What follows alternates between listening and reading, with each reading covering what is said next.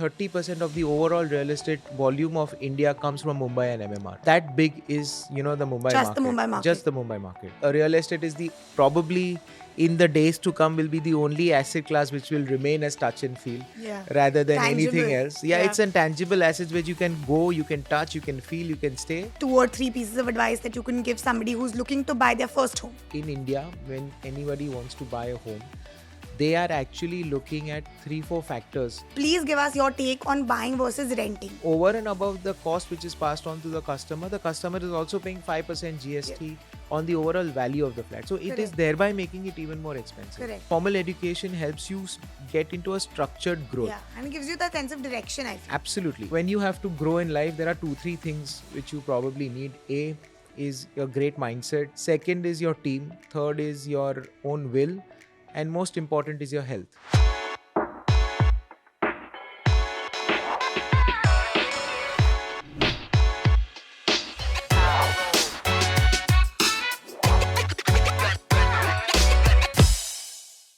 Hi everyone, welcome to Happy Hour with FinCocktail.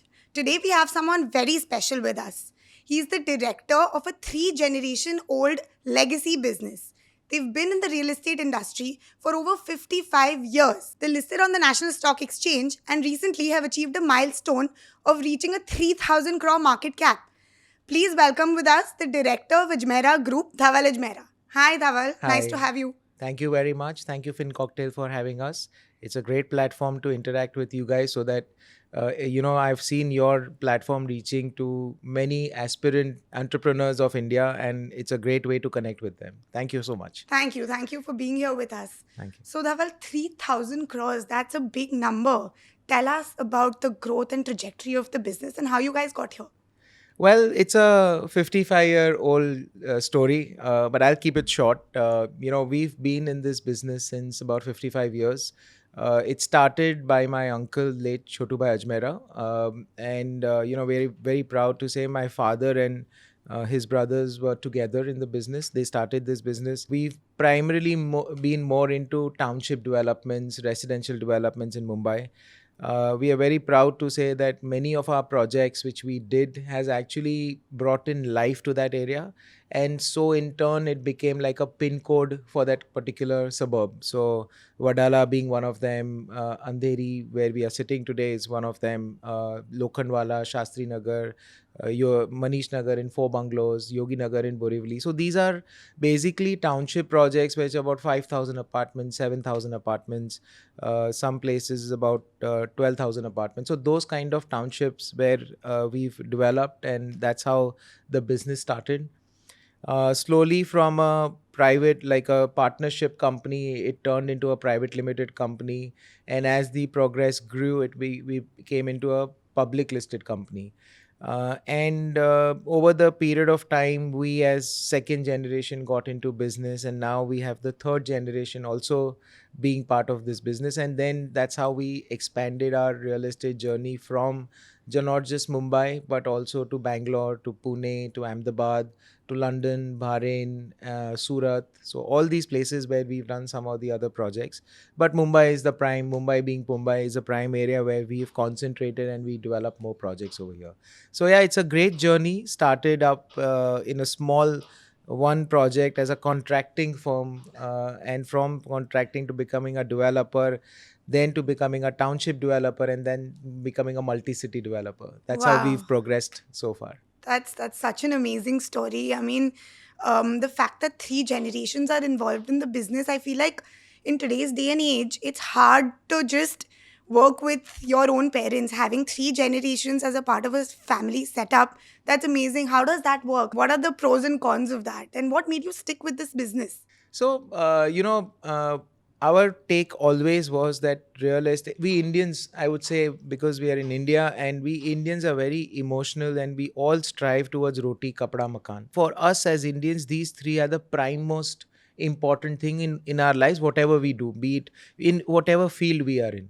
And makan is something what we chose, and we know that every Indian today will have some or the other real estate in their lives. May be it a land, be it a house, be it a office, be it a retail shop, anything.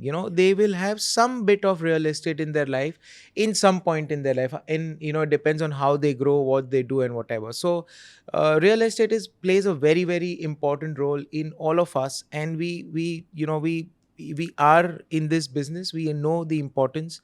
And with our honorable prime minister's vision of housing for all, the demand for real estate in India is imperative. With our growing population, growing economy, I think this is just going to grow multifold from what we are and where we are today.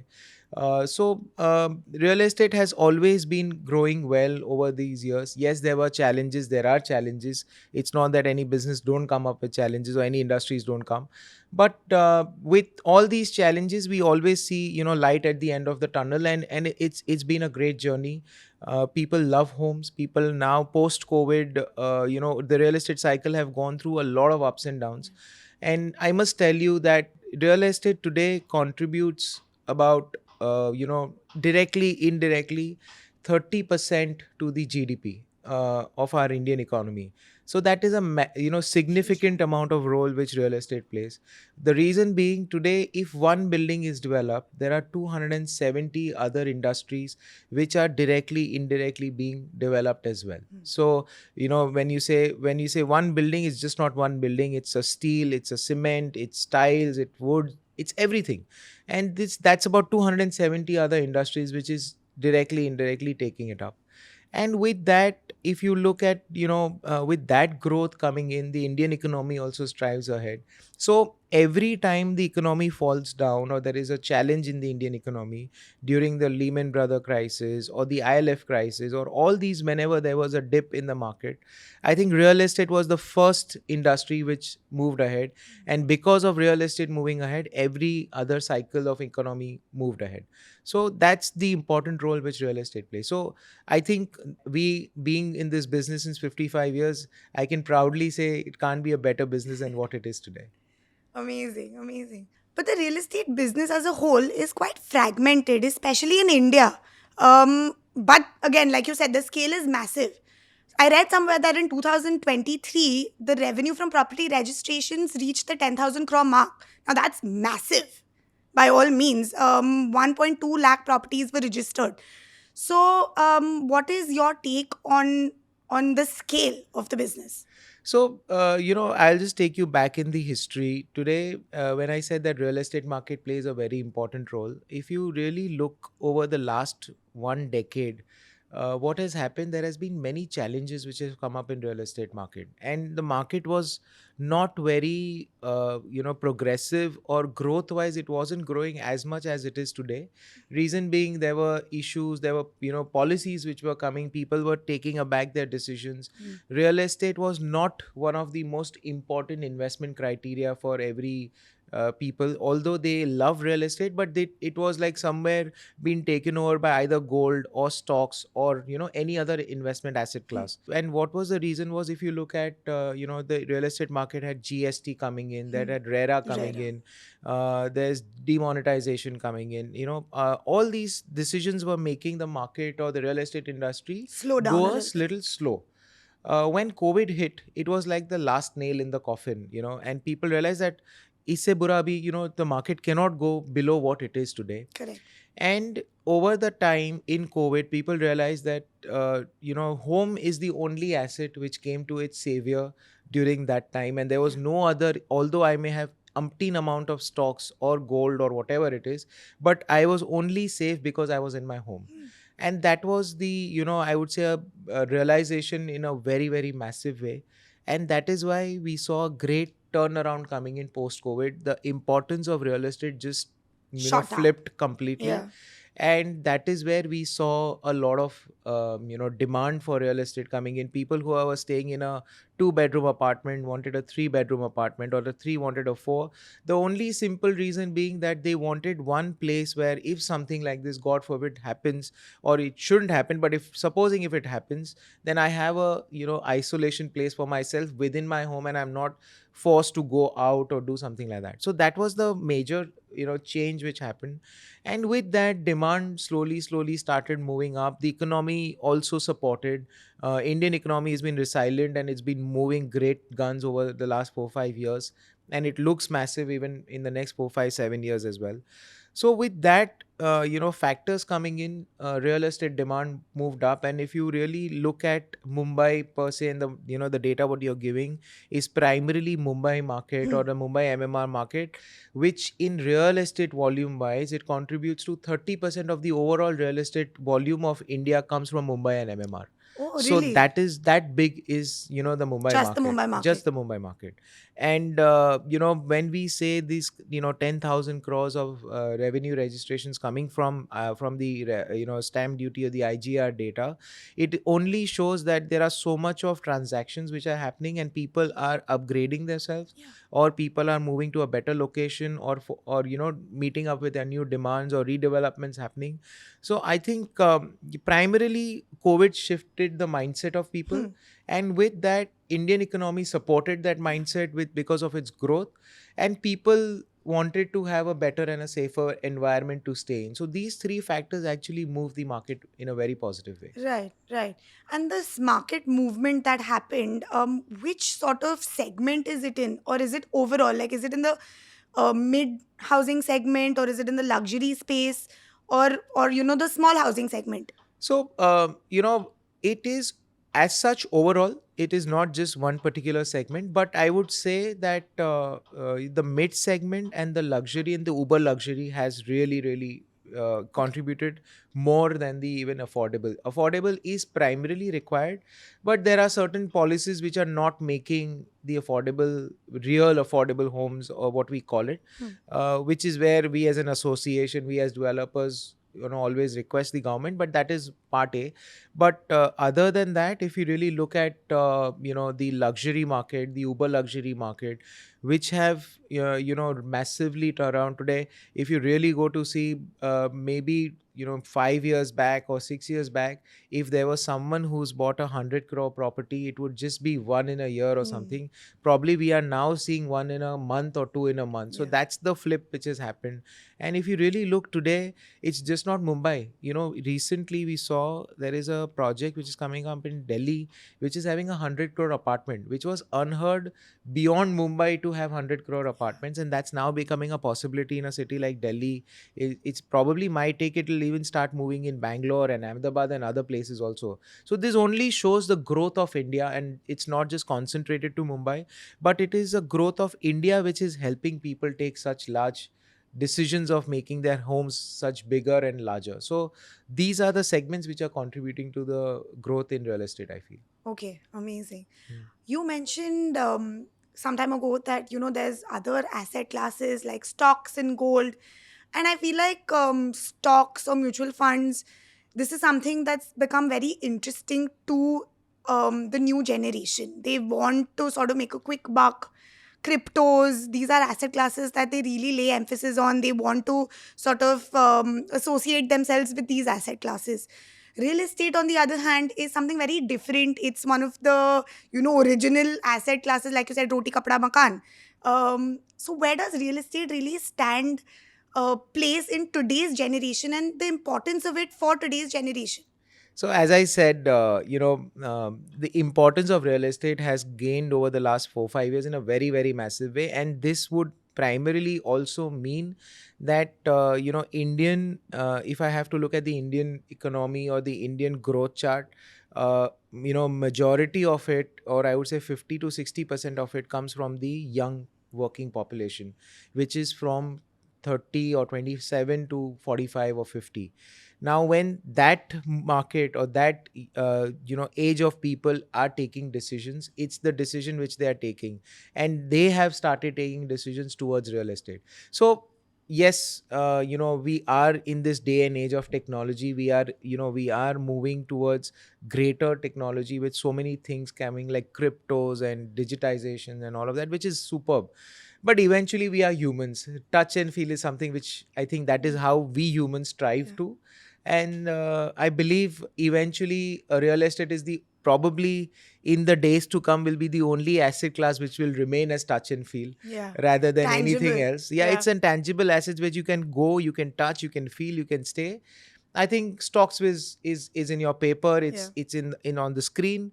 Gold probably yes will be, but I think there'll be few asset classes which will remain, and then eventually we as humans would want to have that human touch and feel, and that's why I feel real estate will continue to have its importance, and that even the young guns realizes, and they also want a massive space for their own selves for their own time. So I think that's a mixed bag of every person today should have a technology and touch feel. It's a great combo. Correct. So if you have cryptos, you would also want somewhere you can go and stay and enjoy your life. So I think it's a great combo to have, and I feel this will continue, and however the human evolution comes in, but this will still continue to have that have a home or an asset class in real estate. So maybe however real estate may be as old at whatever it is, but it will still strive to continue that way. Absolutely. I couldn't agree more with you. Uh. So, if you were to give some advice to somebody in their 30s who's trying to buy their first home, what would you tell them? Maybe two or three pieces of advice that you can give somebody who's looking to buy their first home. So, two, three things. Obviously, home is something which you definitely should buy. If you have to buy a home, or everyone has their own budget, and I'm sure everyone planned their budget. Do not over leverage than what you actually do. Yes, there are. You have home loans. You should take home loan to buy an asset, because that will keep you motivated to work harder to make your installments being paid. You should look at the surrounding where you want to stay, probably where your friends, your families, everyone is around, in and around, which makes you more comfortable. Secondly, always move into an apartment which will have facilities like security, facilities like when, because all of us, as youngsters, everyone work in really hard during their processes or during their work time. They are stressed out for their work. They have a lot of challenges within their work. I think it is a time to de-stress, and that is only place where you can do is home. Yeah. So you should have a home which will have all the other facilities which will make your home, or which will make you de-stress, and Yeah. it will give you quality time within your family. And lastly, I would also say try and probably look at a place which is near to your workplace, so you're not commuting too Too long, long. and you are spending that much of quality time with your family and giving more efficiency at work, so it helps you grow as a human. So I think these are the three. So location, amenities and facilities, and thirdly Commute. is commute. Hmm. These are the three things I would say you should look in when you're buying a home. Okay. Hmm. Okay. Interesting. Um, Now I know that this question is probably not supposed to be asked to somebody who is the director of a real estate company. And I know it's done to death, but please give us your take on buying versus renting, because this is an ongoing debate in every sort of circle that you have. And everybody has their own point of view. And I'm sure you have your own Right. opinions and point of view as well, but I'd love to hear that. So, when you look at the phenomena of renting and buying, right? If I'll just give you Mumbai market as an example. Over the last one decade, last decade, I would say from 2010 to 2020, people worked in Mumbai. People who are working in Mumbai always felt that if let's say I'm working in BKC or some those places, I would like to stay around Bandra, but I can't afford a home in Bandra because Bandra is an expensive suburb or micro market. So they would say that my lifestyle, my friends, I've been grown up over here. I have everything, my workplace here. I can't afford. I'll rent it out. Post COVID, that mindset has changed, and they feel that this asset is something which I need to own. And with that, now what has happened is that when you buy a home, if you historically look at real estate over the last 30, 40 years, it has only grown. and it has given you a great return. If I rent a home, rent is something, it is an expense. It's not something it is going to yield any return out of it. And so it's always better, because when you buy a home, the your asset is growing, which becomes as your security for your future, for any kind of uncertainties which happen in everyone's lives. So that is a security sense. It gives you a sense of security. Number two, it will also give you what I call is location. Now with the homes which are coming, or with the home the projects which are coming, it is just not a building. It comes with everything, as I Yeah. said, with comes of amenities, security, facilities, everything. So I think it's imperative for everyone to progress in life, to evolve in life, and you will get better homes which will give you a biggest is the sense of security Yeah. for any time of issues or whatever comes in. And with the so much of infrastructure now being coming in, I think commute is, as I said, it is very important for you to look at. It is now becoming easier. So I would always, because I'm a real estate developer, I would say you need to buy home, but I think in a security sense, home is something which you should always buy rather than renting. Okay. Hmm. Okay. So tell us about the Ajmera Group. I believe you all also have some other businesses. Give us a little bit of details or insight on those. Well, we had other businesses. As I said, our journey started 55 years ago. We've been doing real estate all through the life. In between, also we expanded, or we diversified into doing cement plant. We also had a steel factory, and we were also into some exports and all of that. So this is like kind of backward integration. Kind of, but it was not really to the projects, because the cement plant was in Gujarat. The steel factory was not for real estate, but it was for like our roofing sheets and Okay. other things. So that was a separate business line which we started, and then which we were doing. And eventually, when we did all of that, we had a lot of challenges coming in. But what we realized is that real estate is some business which we were born to do and which we were doing well. And then we eventually sold off all these businesses, and now we are concentrating and massively only into real estate. And now with the kind of growth what we see in the market, and what we actually see is that today, in India, when anybody wants to buy a home, they are actually looking at 3 4 factors Mm. for a for their decisions to come. And we've observed that number one is the legacy of the developer. Its delivery. When I say legacy, is the name of the developer, its delivery, how many deliveries it has given, what has been the track record of the developer. Number two, how transparent is. Obviously, with RERA coming in, it's become, every project has become more transparent. So if I give you a thing of of the market, or as us as Ajmeras, we've been in this business since 55 years. We've delivered 45,000 plus homes to different projects of ours. Track record is great. We've always been on time. There's not too much of an issue on that. We don't have any legal issues with any customers coming our way.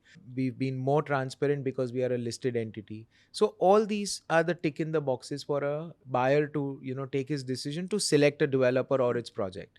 So we as Ajmeras fall into that. And now what we see is that when we have the young guns of the third gen coming in, when we have the second generation and the wisdom of the first generation, I think this combination really helps Ajmera, move ahead. And that's how we gave ourselves an internal target that we want to grow 5 times from where we are. Wow. In the And next how many years? we started doing in 21, Okay. and that's where we started growing. And we were always a company where we were doing a turnover of about 300 odd crores, and from 300 we moved to 400 to 800 to 1000 last year. And this year we should be doing about 1350 crores. So we've progressing that way. Our target is 5 years, but I think we should finish that in 3.5 4 years. And while we are not stopping from what we are doing now, but we are definitely moving to 3 times or 4 times from what it is from here. That's now our next target, what we are moving. So we, when we have these many guns working for it, and the legacy name is where we see a great support from the market for our name. So we are just moving towards growth in a very different way. Great, great. That these numbers sound insane and amazing at the same time. Tell us a little bit about the sustainability factor. I know that I read somewhere that you aim to be a zero emissions sort of business by 2048. How do you sort of plan on achieving that? So, well, if you really look at it, if India has to progress and grow, sustainability is the only answer in the future, and every industry, every department has to work towards that thing.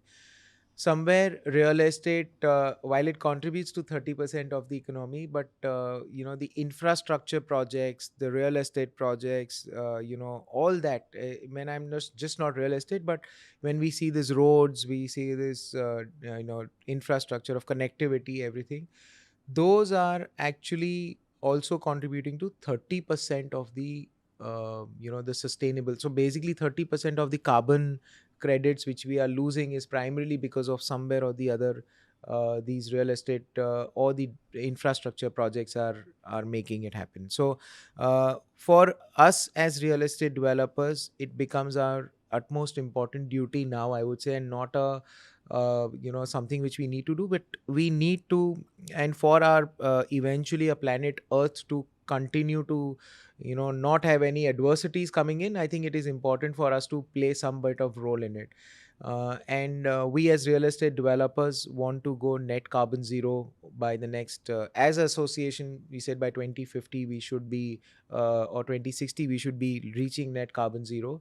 And we when we look at us as Ajmeras, we are also working very hard towards seeing how can we really come towards that target and become net zero. So every project of ours today is a green certified building. We want to continue, every home should be a green certified building. How can we even have a net zero facilities coming Mm. in, where we are not actually using any of the let's say power from outside, or water facilities from outside. We trying to achieve projects. It is difficult, it's not as easy, but I think over the time we should be able to achieve that, and we are working towards that, because our aim is to have a greener environment and greener earth, thereby your homes can become a green environment too. So that's what we want to achieve. Amazing, great. So, you mentioned that you mentioned RERA and GST some time ago, and I do believe that the real estate industry is highly regulated by the government, by these organizations. So, has the RERA and the GST benefited builders, or has it been a hindrance of some sort? RERA has been a great boon to the real estate developers, because what happens is, if you really look at it, somewhere now, but probably 7 8 years ago or 10 years ago, that there was a lack of trust Hmm. from a buyer to the builder.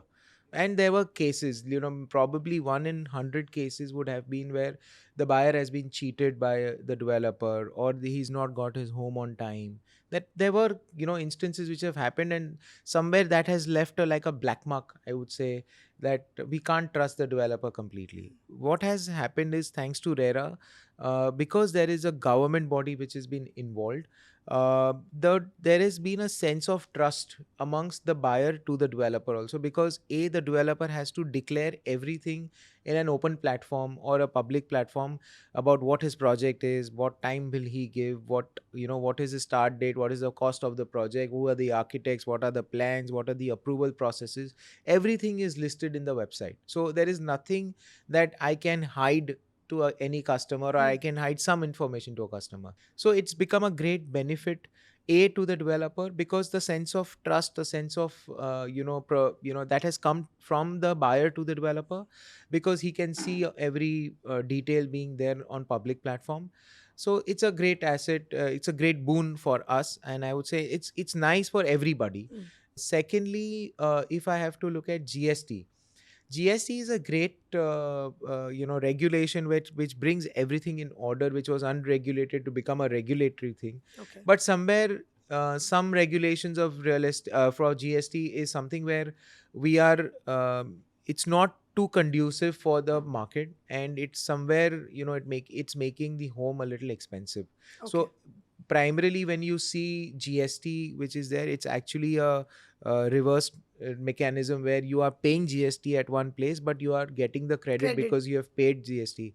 What happens unfortunately in real estate is there is no credit available. You Hmm. are only paying, so it's a one way out. So that is where the cost of homes become expensive, and eventually the cost is passed on to the customer, and over and above the cost which is passed on to the customer is also paying 5% Yeah. GST on the overall value of the flat, so it is Correct. thereby making it even more expensive. Correct.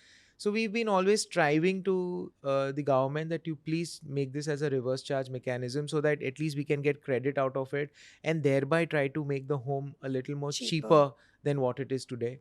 The work is in progress, but let's see how it moves ahead. Okay. Huh. So three generations, Dhaval, that's great.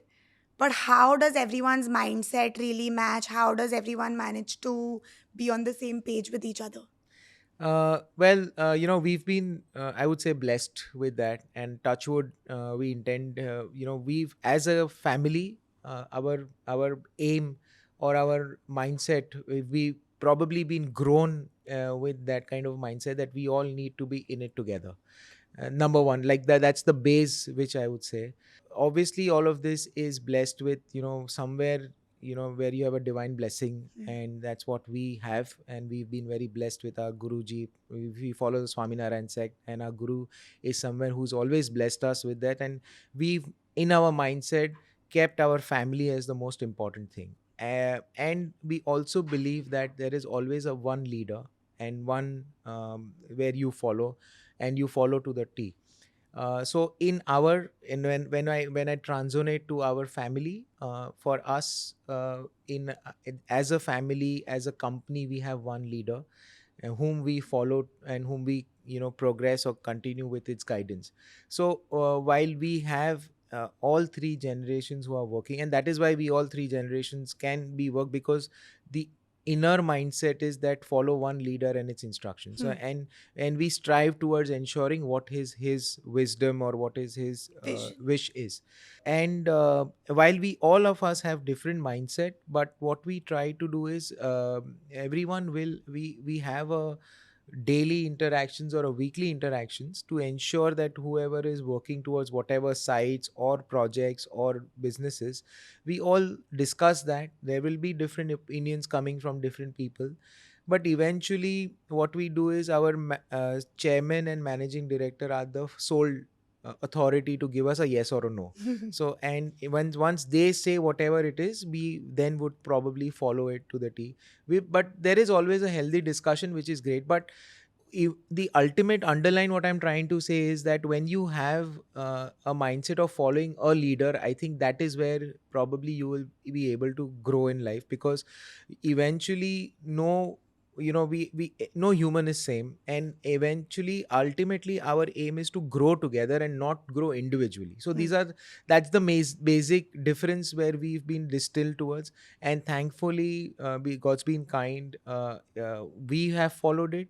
Our young generation, the third gen, who are the young blood, are also following it, and we feel that this it's been installed in us and it's come in as a Yeah. hereditary. And It's we just we love family this. Yeah, values being we passed we love on. this family values to be there. As a family, we go outings together. We are 100 of us moving out together. Oh, wow. So these are some ways of bonding, being together. We have all of our family get-togethers, which keeps us bonded. Yeah.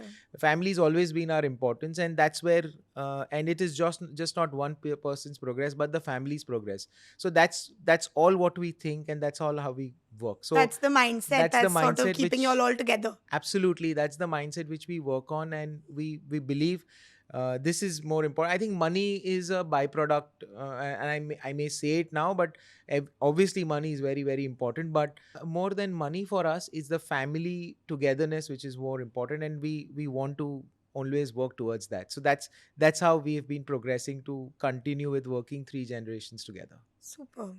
super.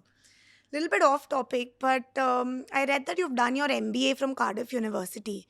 What led you towards choosing to do an MBA? And what are your thoughts on formal education? Because in today's day and age, people think that they can sort of become an MBA by looking at YouTube itself. But what do you think? Is it important? Is it really important to get a formal education, get an MBA, get those degrees from Ivy Leagues? Does that make sense? Look, I was not very great in studies, but I'll be very honest. But I always knew, and I always believe still, formal education is very, very important. I've always also had, along with a formal education, a practical education. Hmm. When I say practical, is that when I was in college, I used to come to my sites to actually learn about. But I'm not an engineer by profession, but I can probably just don't have a degree, but I understand the entire, because of the experience and the practical knowledge.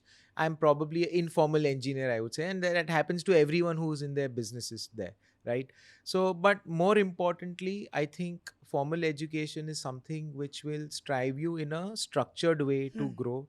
Practical education will give you probably knowledge to that particular business line of action or line of business where you are. But if you have a formal education, I think it gives you a structured knowledge to look in a very different way, Yeah. probably not which you would have. So let's say I did my MBA in finance, right?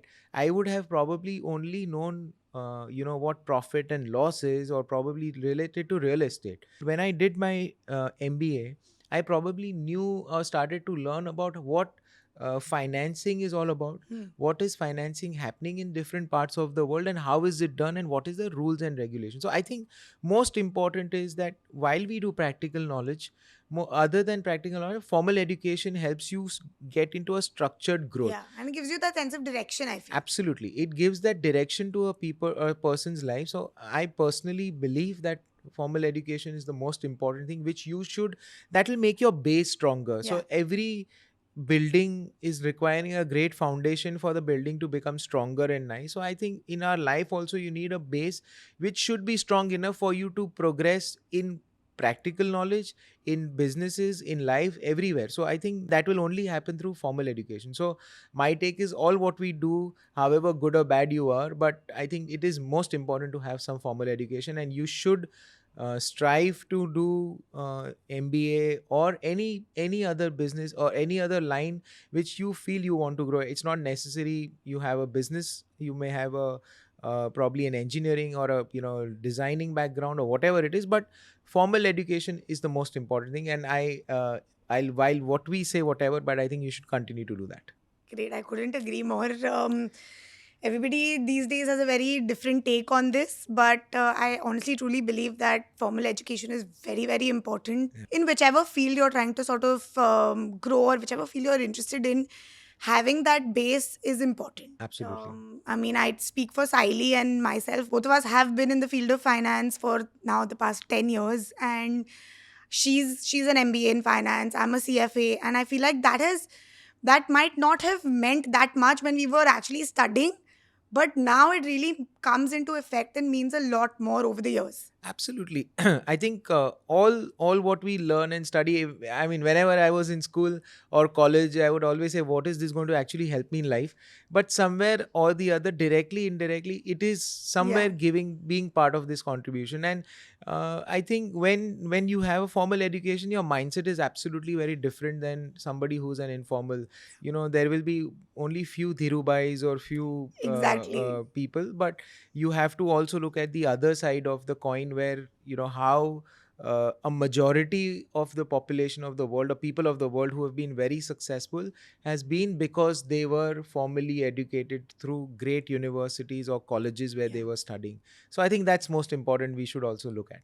Yes, absolutely. So you're the honorary secretary of the CREDAI-MCHI. What are your roles and responsibilities there, and how has that organization managed to bring about some actual changes, or something good in the real estate industry? So CREDAI-MCHI is a developers association body which is in Mumbai. What it does is, actually it basically represents the developers to the government, because in real estate market today there are a lot of changes which constantly keep on coming, and there are a lot of challenges also which constantly keep on coming. So we need a voice to the government, we need a voice to the formal system or the planning authorities, to actually voice out what the challenges are coming, or how can we actually as an association or the industry grow towards it. uh, this association CREDAI-MCHI has been over there with the in hand over the last 42 years, with as an association body it had started.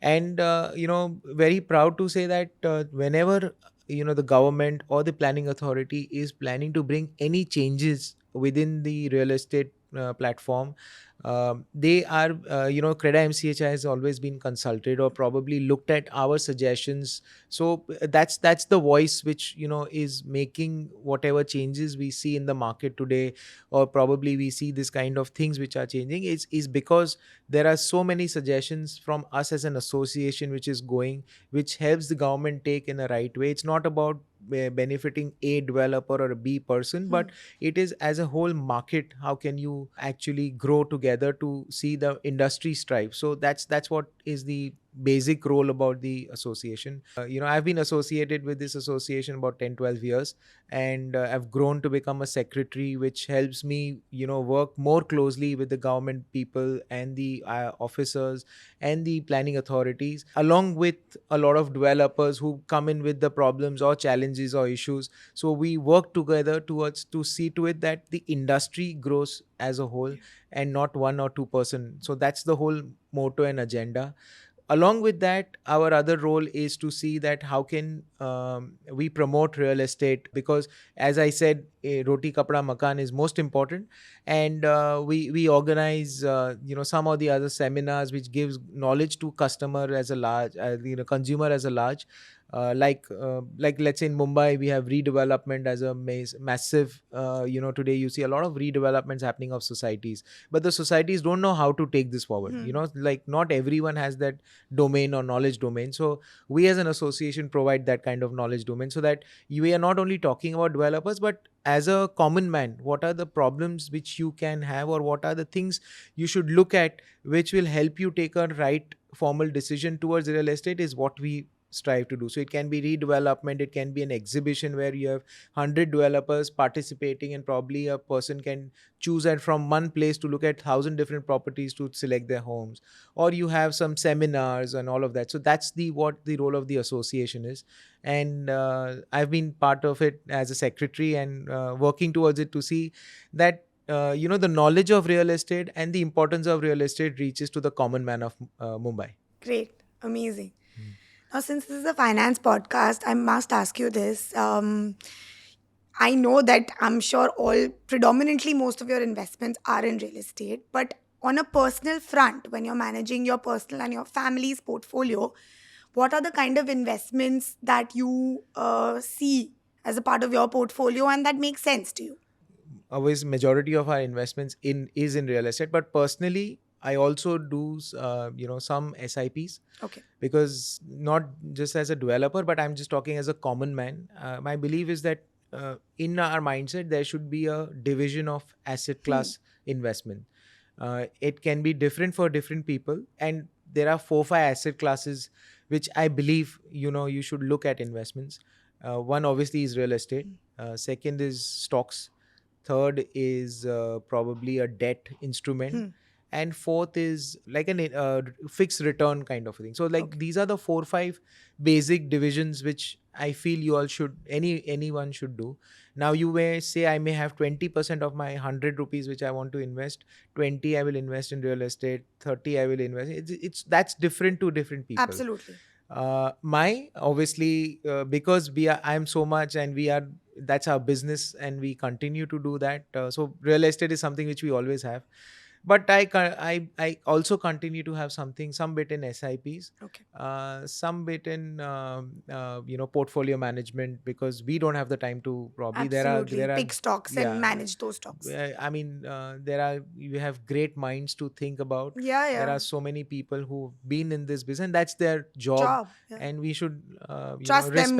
Yeah. respect their job and continue to trust them, and probably pick a nice portfolio manager Yeah. who will probably invest in some of the great stocks. And my personal belief is that it may sound a little different, but I believe somewhere some kind of wealth should be there to help someone grow.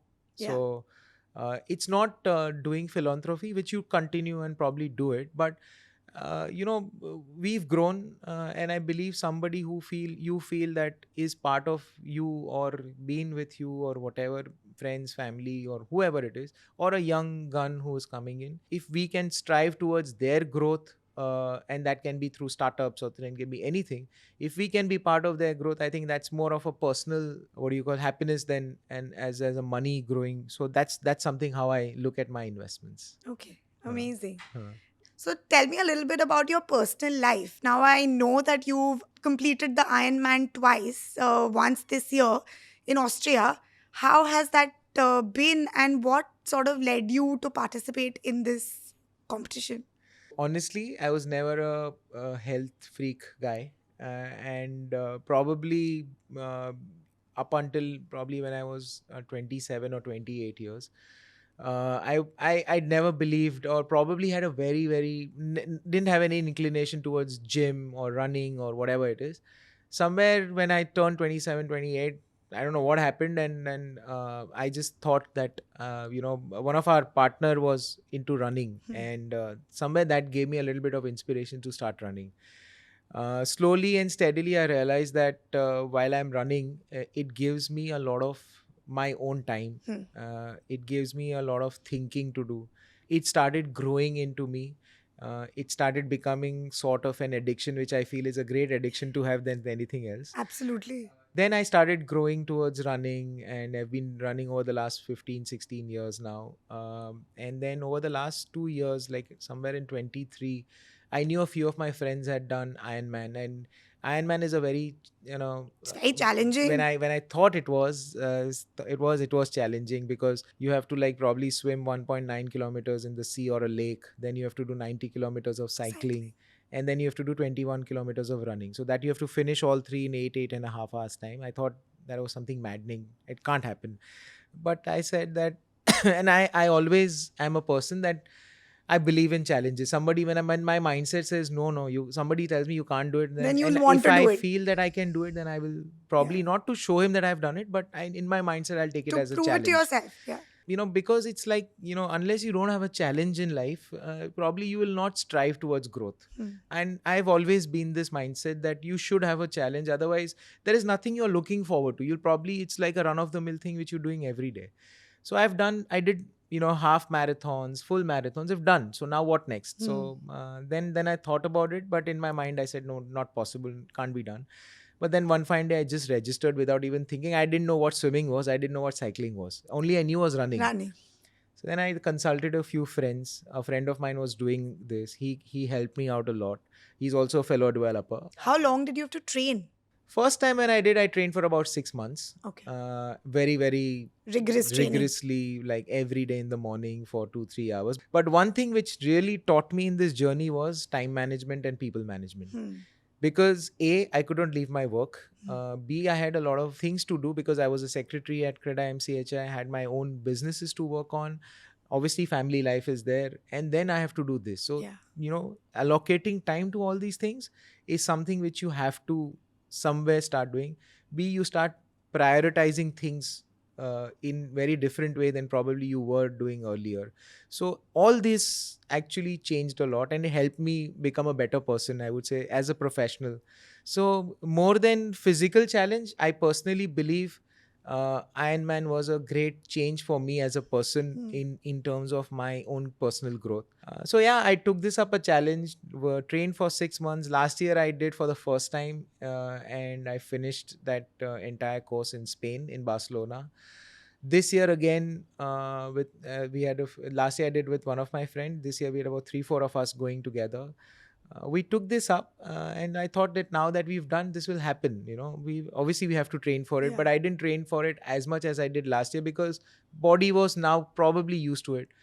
But we didn't know that this was probably the most grueling Ironman route, for at least for cycling. Oh my And God. It was like uphill. yeah, it was a lot of uphill. But once we are there and you've taken up the challenge, then your mind, it's all the mindset which grows in, and it just helped, Happens. and it Yeah. happened, and it was challenging, but eventually we finished the Ironman. Now when you have to grow in life, there are 2-3 things which you probably need. A, is a great mindset, or probably a strong or steady mindset. Second is your team. Third is your own will, and most important is your health. Health. Yeah. So I think eventually, if I really look at it, Ironman helped me do all of this. Yeah. I think most important is this is the time which is with yourself. It Yeah. gives you a lot of time to think. And while you are thinking, I mean, I don't use, I mean, very people use music or listen to music, but my thinking is that's my time. How do I progress for my business, for my family, for my everything, whatever I do? So it gives me great strategies during my runs. My office gets scared when I come back from my run, and this okay. And when I tell them new meeting for some new idea, they understand that today has been a great run and I've got some idea to come in. So, but it genuinely helps me to think aloud in a very different way. And so yeah, more than a grueling challenge for myself, I think it has helped me progress as a person. So my take is only one thing. Maybe I love Ironman to do, but it's not necessary for everyone and anyone to do it. I would love somebody does it, but you should do some or the other challenge which will help you grow in life. So maybe physically you should do it because it will help you grow as a person within your with your health. But mindset wise, it will change you. It'll make you a different person. So my is pick up a sport and start doing it and make this as a passion. Amazing. Lot to take inspiration from. I feel what I have learned over the last, as I said, few years. And most important thing is when people look at work, they look at work as a work to do. Somewhere over the years, for me, work has become a passion. And I know it's easier to say, but if you make your work as your passion, the different nuances of work, the negatives of work, like the stress or problems, I think all that will just Go wind away. away. And I've experienced that. So that is what I just wanted to share. So, and I always tell to my team, just make work as your passion, and it will automatically deter all the other And then it doesn't negatives. seem like work It then. doesn't seem that you will not feel stressed out. You don't feel that, oh, I have to do so much of things. And because with passion, you are ready to take a challenge. When you take a challenge, you will probably start working towards it in a very different way than probably you just work at it. So I think India is doing massive. We have amazing people, amazing mindsets to make this country grow. And if all of us make our work as passion, I think India will be something very different than what we've even imagined or what we're even seeing now. Great, great. Thank you. Thank you for sharing this with us. Thank you for everything. It was such a great chat. Thank you. Thank you so much.